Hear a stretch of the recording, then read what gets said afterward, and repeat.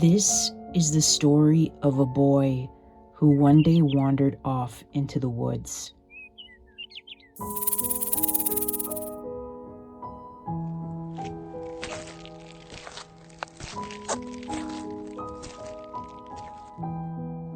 He had stumbled upon a cave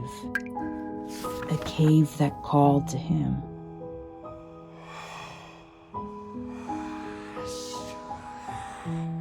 A calling he could not resist, for he was a child losing his sense of hearing, but somehow could hear the calling from the cave. Fascinated, he entered, and once he stepped inside, there was no trace of him. He had disappeared. His name was Kirk Landstrom, and he was known as the boy who got lost in the woods. The police searched until nightfall.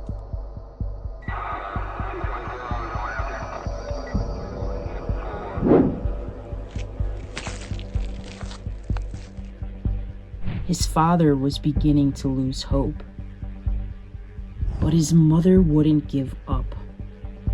She'd yell and call his name over and over, knowing Kirk struggled to hear. And just when they were about to give up the search,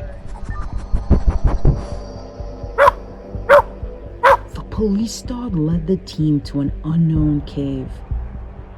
Something about that cave wasn't right.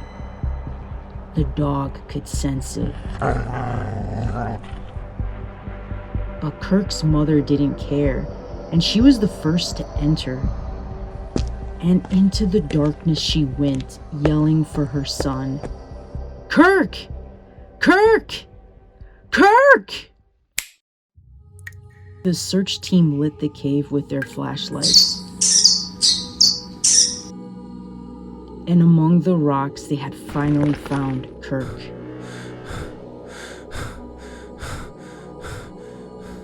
No one could understand how he survived so long without food.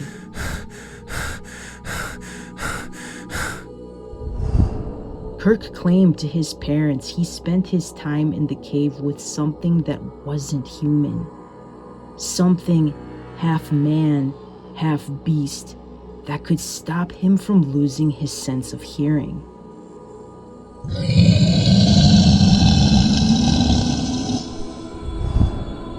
Of course, no one would believe a 6-year-old boy who had gone missing for weeks. They shrugged it off as hallucinations and were just happy to have Kirk back. And he reluctantly left without choice.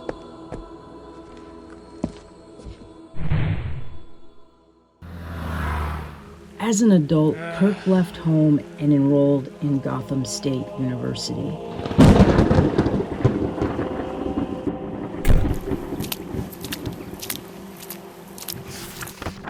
He had always excelled academically, studied hard,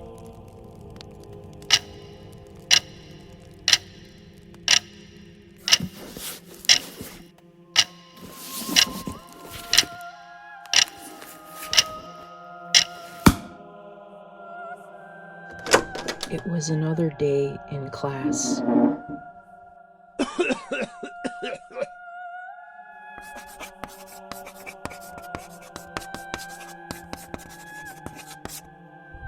Except this day, a new student was sitting beside him. Her name was Francine Lee. She was smart, beautiful, and intrigued by Kirk.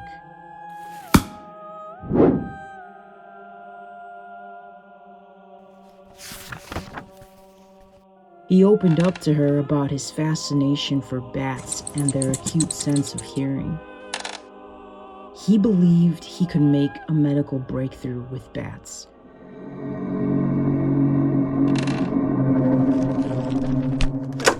His research as a nocturnal mammals expert landed him a job at the university, and Francine became his research partner. They worked for hours together,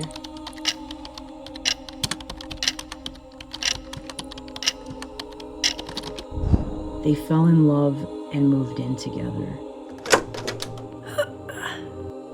They celebrated their first place together.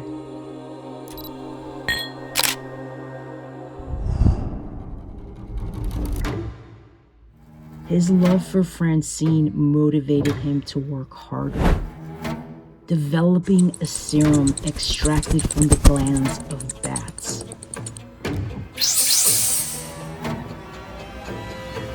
With his hearing condition worse, he created a serum designed to enhance a person's hearing abilities. He thought of Francine and his inability to hear her voice, and one night decided to test the serum on himself. Kirk instantly became sick.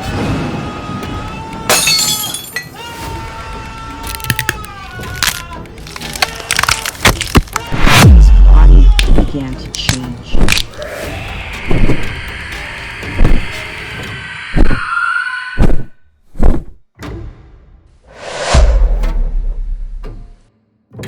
Meanwhile, a gang of thugs had broken into the university trying to flee from Batman.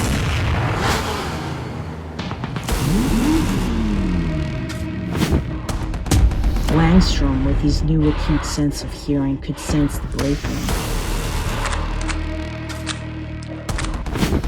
and went to help Batman.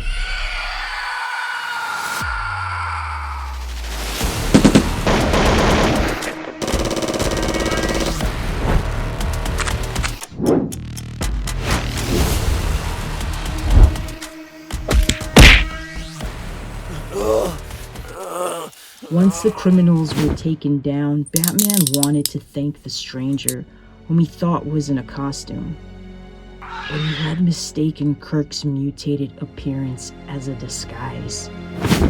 Ashamed by his looks, Kirk flees the scene, flying away. Batman investigates the area with all evidence pointing to Kirk. He quickly goes to Kirk's home, finding Francine at the door. He convinces her to help him find Kirk, and they head to his lab. He tells her to wait in the car and breaks into the lab trying to capture Kirk. In the middle of the struggle, Kirk drops the last serum bottle that would turn him back to human form.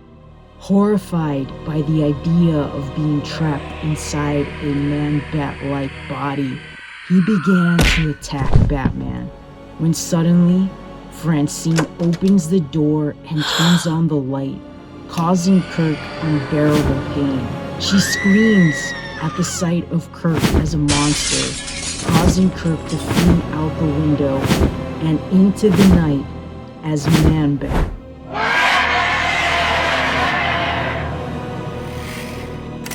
Thank you for making it this far into the video. This story is loosely based on the Batman comics involving Man-Bat's origin story.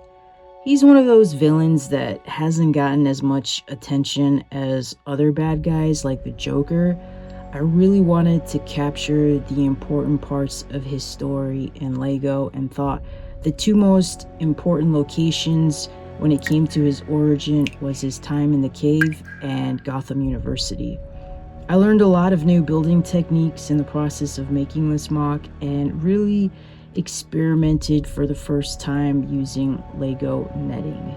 The cool thing about Lego netting is that it allows you to be flexible with your parts and can give you a more realistic, uneven, bumpy terrain. I used it in the forest and with the grass at the university. You basically run a stud through each hole and then layer it with whatever tile or plate piece you want, and you have a flexible surface.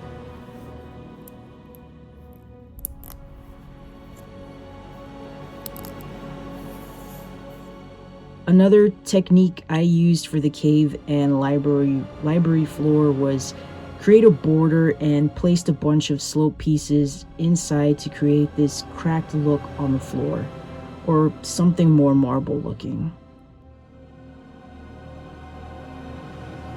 I wanted the Gotham University to look ancient and gothic, so I tried to make the stone look old and weathered by using different colors, but also by making my own masonry brick. Each Lego brick equals 3 layers of plate in thickness.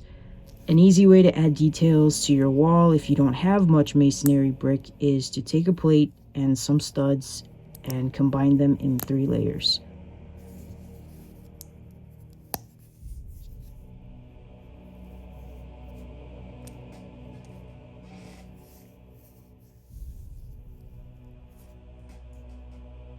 You can make 1x2 bricks or 1x4 bricks with some interesting textures and colors just by swapping out the plates and studs.